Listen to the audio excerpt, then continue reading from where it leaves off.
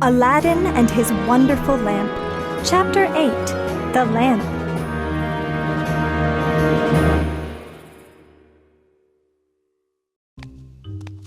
"23, 24, counted Aladdin. He felt for the next step with his foot. 25. The stairway was dark. I must be careful. He said softly to himself. 30. Soon, Aladdin saw something below in the darkness. A light. He said as he slowly stepped down. 42. The light was getting brighter. 48, 49. He was almost there. 50. Aladdin slipped through a narrow doorway and looked around.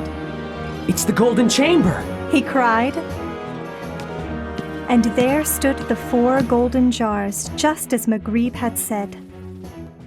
Don't touch anything, Aladdin reminded himself. Just then, a light wind tickled his face. What's that? He wondered. A stronger wind sent the end of his sash toward a golden jar. Hey! Said Aladdin, pulling his sash back. I wonder if there's a spirit in here, he whispered. Then Aladdin's cap blew off. Stop! He called to no one as he jumped to catch it. He slid across the floor and almost hit a golden jar. Aladdin gulped.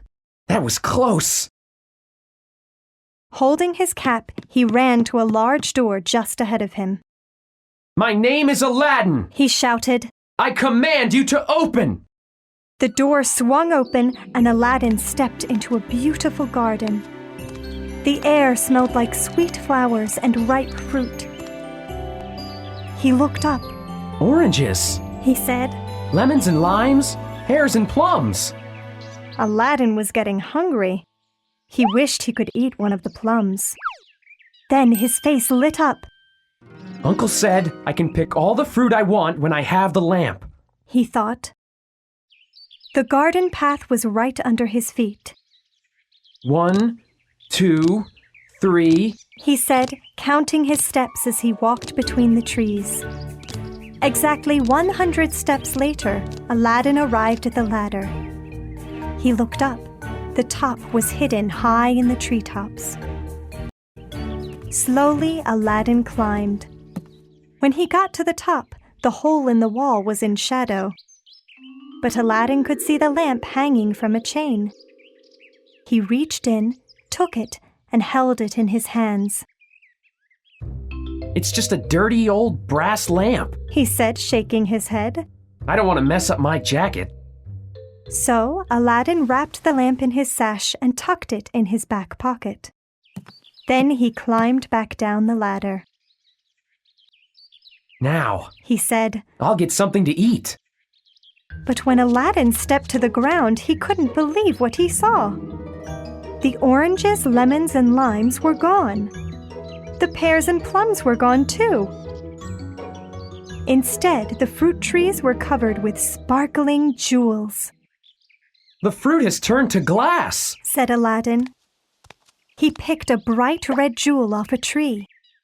I can't eat this, he said with a shrug. But it's pretty. I'll pick the glass fruit and take it to Mother. Aladdin was young, and he had always been poor. He didn't know these were precious gems, emeralds, diamonds, and rubies.